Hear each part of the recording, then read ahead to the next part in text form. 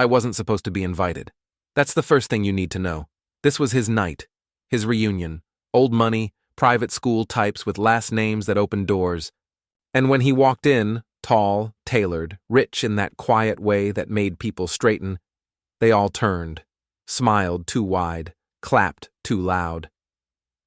"You actually came, Ethan?" Then they noticed me, standing a few feet behind him, simple black dress, hair down, quiet.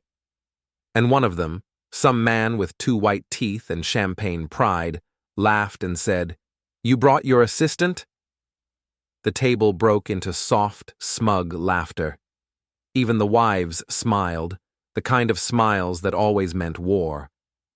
I opened my mouth, but Ethan reached for my hand, held it. Not casually, not like a boss, like a man who had nothing to prove, but still wanted the world to see who stood beside him. "She's not just my assistant," he said. "She's the best decision I ever made." The laughter died fast, but it wasn't until I stepped forward into the light that everything stopped. Someone gasped. Someone whispered, "Wait, is that—" And just like that, the whole reunion went silent. Because I wasn't just a girl in a black dress. I was the woman none of them saw coming. My name is Ava, and yes, on paper, I was his assistant. I answered emails, booked flights, learned how he liked his coffee, how he signed his name, how to keep the world quiet when he needed to think.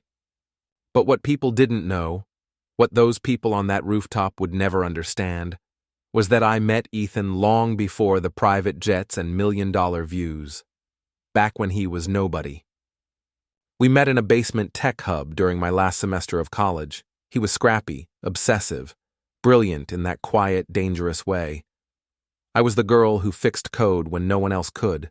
We didn't flirt, we didn't date, we built together. When his startup took off and he moved into his first glass-walled office, he called me first. "Come with me," he said. "Doing what?" "Whatever I need." I said yes. Not for the salary, not for the future. Because he saw me, and in a world that never made space for girls like me, that mattered. People saw me holding coffee and assumed that was all I held. They didn't see me at 2 a.m. rewriting a pitch deck. Didn't hear me in the back of boardrooms, whispering ideas that landed funding. Didn't know it was my spreadsheet that saved the company when their first investor backed out. But Ethan knew. Always. So, when he asked me to go with him to that reunion, I hesitated. "You don't owe them anything," I told him. He looked at me, tired, older, lonelier than I'd ever seen him, and said, "No. But I want them to see what I built, and who stood with me." So I bought a dress. Simple, clean lines, black. The kind of quiet armor women like me wear when we need to walk through rooms not built for us. I did my makeup in silence. Tied my hair back like I always did when I meant business, and when I stepped beside him at that elevator, I wasn't the girl behind the desk anymore. I was the reason he still stood tall. I could feel the looks before I saw them, not stares, not outright insults, just that quiet scan rich people do when they think you're not one of them. The women sized up my dress, the men barely looked at my face, and the laughter, the second Ethan and I walked in, died down just long enough to feel forced. We moved table to table. He shook hands. They smiled too widely. No one spoke to me first. One woman finally leaned in with a glass of rosé and said, "So, you're Ethan's +1? That's sweet." She didn't mean it. She meant quaint. I smiled. We worked together. "Assistant?" she asked, too fast. "Partner," I said. "In the early days." She blinked, smiled tighter, and walked away. They didn't ask me questions. They asked about me around me. They asked him if I was serious, as if I wasn't standing right there. Ethan noticed. His hand on my back tightened once, and then he let go. Not out of shame, I don't think, but maybe because this night was hitting him harder than he expected, because success makes you visible. But loneliness? That makes you vulnerable. And I could see the weight in his eyes. Halfway through dinner, he excused himself. I didn't follow.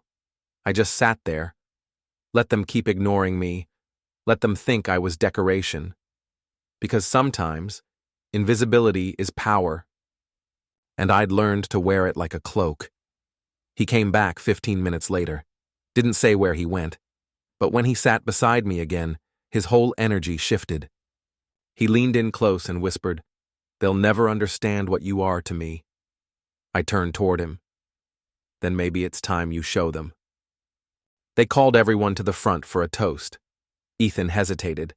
He hated speeches. He told me that once, said they always made him feel like a fraud in his own skin. But this time, he walked forward, glass in hand, eyes on no one but me. "Most of you know me as the one who made it big." Nods, laughter, a few claps. "But what you don't know, what none of you ever asked, is who stood next to me every time I nearly lost it all." The room grew quieter. It wasn't an investor. It wasn't a mentor. It was the girl who learned to speak the language of power in silence, who showed up when others walked out. He looked at me, and something in me stood taller. It was Ava. People turned, not all at once, just slowly, like they were seeing me for the first time. Not just the woman at his side, but someone who'd been there all along. He raised his glass. "To the smartest person I've ever known, and the only reason I'm standing here tonight." It was quiet. Then someone clapped, then another, until the sound swallowed the rooftop, polite but real. I didn't cry. I just smiled, and I stood. "Thank you," I said. "But I'm not a mystery. I'm just what you didn't bother to learn about. You all came here to see how far Ethan came." I looked at him, then back at them. "But maybe you missed how far I did too." And just like that, the assistant became unforgettable. After I sat down, the energy at the table shifted. People started leaning toward me instead of away. Someone asked what I actually did. One of the men, the one who laughed when I first walked in, asked if I was in strategy or operations. "I'm in everything," I said, smiling. "That's why it works." Ethan stayed close, but quiet. He didn't interrupt. He didn't correct. He just watched me answer their questions with calm precision, as if I'd done it all my life, which in truth I had. Only now, they were listening. Someone finally asked, "So you two, are you just business partners?" It wasn't nosy. It was hopeful. Ethan looked at me, not for permission, but in acknowledgement, and I said, "We've been through too much to be just anything." After that, no one called me assistant again. They asked about my last name. They asked for my card. They asked how we met, not how I got hired. But none of that mattered, because for the first time, I didn't feel like I was defending my place at the table. I was the table. Later, when the music came on and people drifted to the dance floor, Ethan and I stepped out onto the quieter edge of the rooftop. He turned to me. "I don't know what I'd do without you." I laughed softly. "You'd survive. You always do." He looked down, then up again. "But I wouldn't want to." That silence between us, it wasn't awkward anymore. It was full, because we both knew this wasn't the end of something. It was the beginning of being seen, together, the way we'd always known we deserved. We didn't dance. We didn't need to. The silence between us wasn't a pause. It was punctuation. The final dot on a sentence we'd both been writing for years. When we left the rooftop, no one said a word, not because they didn't care, but because they were still adjusting to the idea that the assistant was more than a name on his calendar, that maybe she'd always been the reason he made it at all. In the elevator down, he didn't look at me. He didn't need to. He just reached out, and I took his hand without thinking, not as a gesture, but as a statement. People love to say success is about standing alone at the top, But no one tells you how lonely the air is up there. How it helps to have someone beside you, someone who doesn't want your spotlight, just your trust. That night, I wasn't the assistant. I wasn't the +1. I wasn't the girl who came quietly. I was the one they'd whisper about on the way home. Who was she really? How did we miss it? But Ethan, he never missed it. He just finally gave the world permission to see what he always did. I didn't need their praise or their apology. I had something better. Proof. That being underestimated isn't a weakness. It's a weapon.